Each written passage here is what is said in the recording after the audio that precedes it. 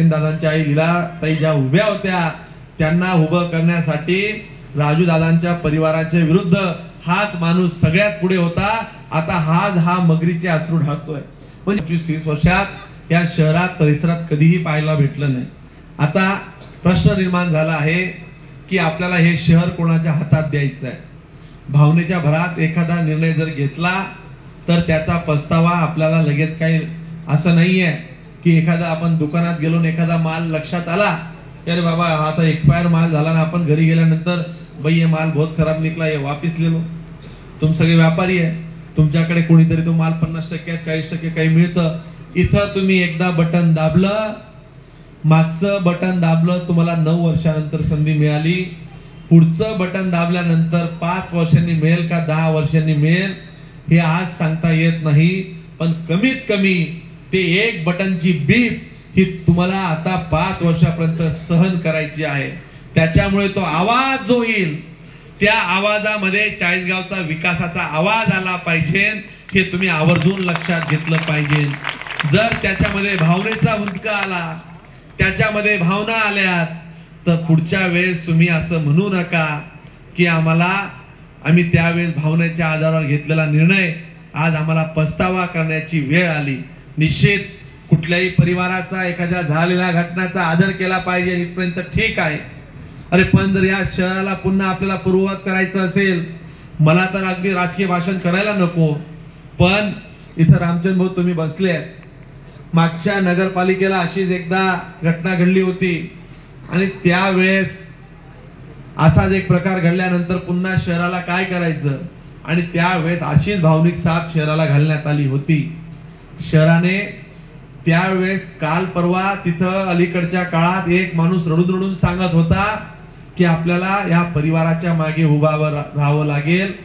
मला एकाने ज्यावेळेस सांगितलं की मागच्या वेळेस चित्रसेन दादांच्या आई लीलाताई ज्या उभ्या होत्या त्यांना उभं करण्यासाठी राजू दादांच्या परिवाराच्या विरुद्ध हाच माणूस सगळ्यात पुढे होता। आता हा मगरीचे अश्रू ढाळतोय। म्हणजे ही वस्तुस्थिती आहे। बघा भावांनो, यांच्या डोक्यामध्ये शहराचा विकास नाहीये, यांच्या वेगवेगळे गेम्स यांच्या डोक्यात आहेत। काही लोकांना त्या परिवाराच्या दुःखाशी देणं घेणं नाहीये। काही लोकांची राजकीय दुकान ही आता बंद होणार आहे, त्या भीतीपोटी हे सगळं चाललं आहे। म्हणून कोणाला तरी पुढे करून कुठली तरी भावनेला साथ घालून आपण आता पुढे यायचं। पण आता कोणाला प्रतिसाद द्यायचा, त्या भावनांचा कसा आदर करायचा हा निर्णय तुमच्या हातात आहे। मी तुम्हाला आज पुन्हा जाहीरपणे सांगतो, जर या चौकात, या परिसरात, या मोहल्ल्यात, या वार्डात, या गल्लीत, या प्रभागात, या शहरात, या गावात जर कोणी जाहीरपणे सांगत असेल की होय मी या शहराची जबाबदारी घेतो, होय आमच्या भगिनींची सुरक्षेसाठी मी कटिबद्ध राहतो, होय इथला प्रत्येक व्यापाऱ्यासाठी मी प्रामाणिकपणे काम करेल, कोणा व्यापाऱ्याला त्रास होऊ देणार नाही, अशी भूमिका घेण्याची जर कोणाची भूमिका असेल त्या भूमिकेसोबत आमचा देखील भूमिका सहमत असेल। पण फक्त एका मुद्द्यावर वळण न्यायचं आणि काही लबाड लांडगे त्याच्यामध्ये अजून सामील झालेले आहेत, ती इतकी लबाड माणसं आहे। मी तुम्हाला सांगतो की हे गाव लोक प्रगती करताय। तुम्ही बघा हे शहर अधोगतीकडे चालले। यामध्ये काय कुठली संस्था नाही त्यांच्या ताब्यात आपण दिली, नगरपालिका दिली, कृषी उत्पन्न बाजार समिती दिली, पंचायत समिती दिली, विधानसभा देऊन पाहिली, लोकसभा देऊन पाहिली, सरकार देऊन पाहिली, समित्या देऊन पाहिल्या, कमिट्या देऊन पाहिला। एकही ठिकाणी असं या तालुक्याला सांगता येईल की हे काम मी उभं केलं, असं कुठलंही काम मागच्या गतकाळात उभं राहिलं नाही। आता पुन्हा एकदा मी तुम्हाला आवर्जून विनंती करणार आहे की निवडणूक तुमच्या भविष्यासाठी देखील तेवढीच महत्त्वाची आहे। आज ही 10, 12, 15 वर्षाची मुलं आहेत, यांना कदाचित काही कळत नसेल। तुम्ही बरीचशी तुमची मुलं आता कोणी बाहेर गावाला शिकायला गेलीत, कोणी काही गेलीत। या गावामध्ये सुरक्षितता असली पाहिजे, या गावामध्ये इन्फ्रास्ट्रक्चर असलं पाहिजे। कोणी 60त गेलं, कोणी आता 60-65 वर्षाची आहेत। तुमची मुलं मुंबई पुण्यात जातात, तिथे विरंगुळा असतो, पण या गावाला देखील तुम्हाला मुंबई पुण्याच्या सुविधा ह्या निश्चित त्या प्रमाणात इतक्या लवकर मिळणार नाही, पण त्यातल्या काही सुविधा मी या शहराला देण्याचा प्रयत्न करतोय। आपण बघा एक बगीचा देखील लोकांना बसण्यासाठी या शहरात डेव्हलप करता आला नाही।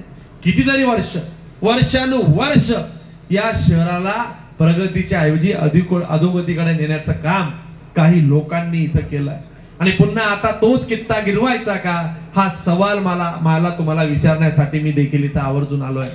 आणि जर माझं याबद्दलही काही म्हणणं नाही, माझं साधं म्हणणं आहे, जर एखाद्याने जबाबदारी घेतली आणि ही लोक निवडून आली, फक्त रात्री एकदा विचार करा की या शहराचं काय होईल.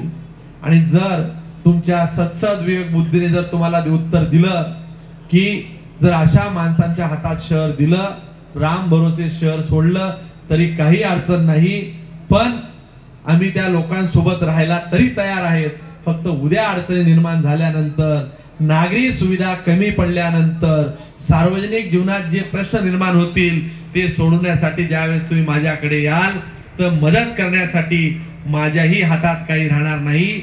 या 4 वर्षात जर या शहराचा विकास झाला असेल, त्यात सर्वात मोठाचं कारण असं आहे की या शहरामध्ये एक हाती सत्ता कोणाचीही नव्हती. एक वन मॅन आर्मी प्रशासक होता. मी जोही निधी आणायचो त्याला सांगायचो की मला उद्या ठराव पाहिजे, आम्ही दुसऱ्या दिवशी टेंडर करायचो.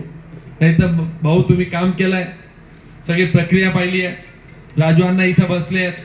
मी तुम्हाला सांगतो एकेका टेंडर साठी 1 वर्ष वाया गेलेली आहे. यांच्या टेंडरच्या डेट पहा, वर्क ऑर्डर पहा, ती भूमिगत गटार कधी मंजूर झाली, तिचं टेंडर कधी झाले, तिचं काम आजही परिस्थिती काय. एक योजना तुम्ही पूर्ण करू शकला नाही.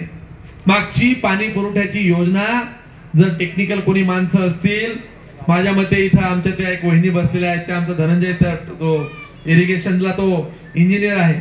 इथं टेक्निकल माणसं असतील, तो जो पाईप वापरला तो 10 वर्षातच आम्हाला बाहेर काढावा लागला आणि नवीन पाईपाची योजना आम्हाला मंजूर करावी लागली. नुसतं एखादं काम करत असताना त्या कामाची लाईफ किती आहे हा देखील आपण विचार केला पाहिजे होता. दुर्दैवाने गत काळात काय झालं, कोणी केलं, कसं केलं, पुन्हा ते सांगून मला असं वाटतं कुण्या माणसांची उंची कमी करण्यापेक्षा कामाच्या माध्यमातून आपण उंची वाढवली पाहिजे. आणि चाळीसगावकर एवढी समजदार आहेत की काम करणारी माणसं कोण आहेत यांना ही नवीन सांगण्याची गरज नाही. या प्रभागातली, दोन्ही प्रभागातली 4ही माणसं तुम्ही निवडून देत असताना त्यांची जबाबदारी मी इथे घेतोय. खर तर प्रभाग क्रमांक 8 मधली माझ्या मते आता कामं फार काही राहिलेली नाहीयेत. प्रभाग क्रमांक बाजूला 11तलीच फक्त कामं काही बाकी आहेत. मी बऱ्याच ठिकाणी असं सांगतोय की साधारणतः 35-33%, 25% आम्ही काही रस्ते प्रमुख केले आहेत. 25-30-33% रस्ते आम्ही 5 वर्षात आणि त्याच्यानंतर राहिलेले रस्ते अजून 5 वर्षात. म्हणजे या शहराला पूर्ण कॉन्क्रिटीकरण करण्यासाठी आम्हाला 10 वर्ष लागतील. पण हे एकमेव असे प्रभाग आहेत की याला पुढच्या 5 वर्षामध्ये 1 इंच जागा देखील रस्त्यासाठी बाकी राहणार नाही. याची तुम्हाला मी आज हमी देऊन जातो.